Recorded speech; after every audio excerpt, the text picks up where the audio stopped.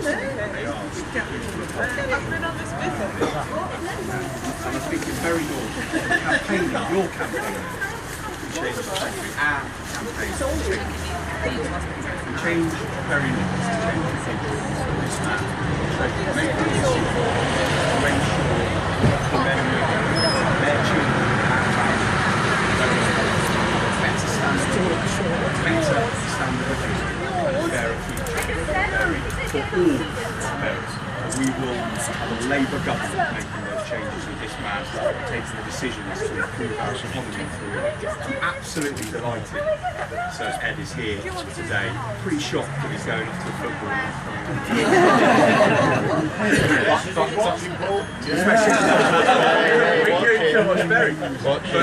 But I'll probably say that. He's been very, very, very, very generous to us today, and a brilliant answer session with 10 or so people that turned up in a packed barista, and I think we should give them a best and very welcome.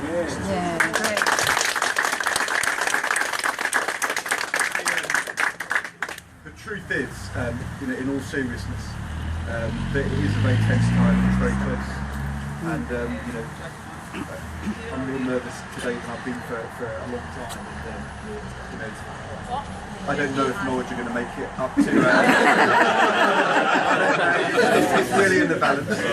But there's also something else important going on, which is also going to be very close. We've just been talking about with local families about the cost of childcare going up, about their own experiences with their families around zero-hours contracts, the complete chaos in the curriculum for kids in secondary school because of all the Michael Gove reforms, people worrying about whether or not we can get the deficit down in a way which isn't going to be undermining to our public services.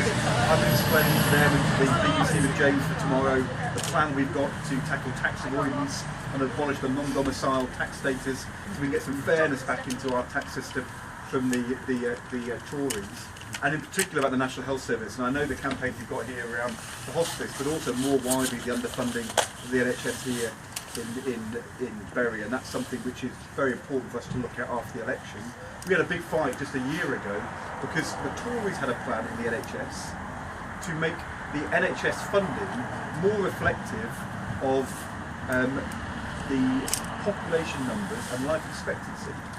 And that would have meant that areas in the country which are more affluent, where people are living longer, would get more money, and places where, like my constituency, like this constituency, where actually people live less long because they have more ill health while they're of working age, would have their funding cut. And that would have been a shocking thing. And we also know what happened with local council funding. You're not going to get a fair funding deal on council spending or on the NHS from the Tories.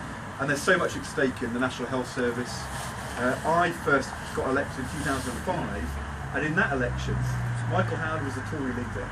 The manifesto was written by David Cameron and George Osborne, and at the heart of that manifesto was something they called the patient's passport, which was introducing charges into the NHS for people who wanted to pay the job. And that's what they were doing 10 years ago, and that's what they will do this time round.